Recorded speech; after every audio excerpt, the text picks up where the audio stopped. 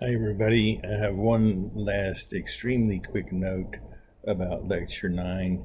When we were talking about, in Lecture 9, we came up with these formulas that e to the at u of t convolved with e to the bt u of t is equal to e to the at over a minus b plus e to the bt over b minus a, all times u of t.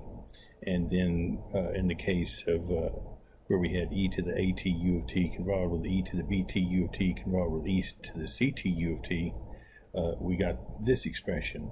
But there was one thing I did not point out in class that needs to be pointed out. It's sort of obvious from the formula, but I want to make sure you see it.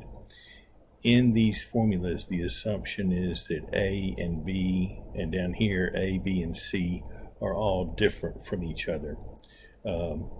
Clearly you can see that if that is not the case, if A is equal to B up here, then these denominators go to 0. Or if A is equal to B down here, this denominator and this denominator will go to 0. Or if A is equal to C, this denominator and this denominator will go to 0. Or if B is equal to C, this denominator and this denominator will go to 0.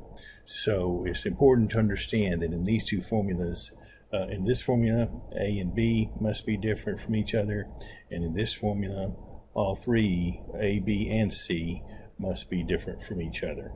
We could derive a different result if they are equal to each other, but in the case, but this assumes they are different, and that's it. I just wanted to make sure you were aware of that.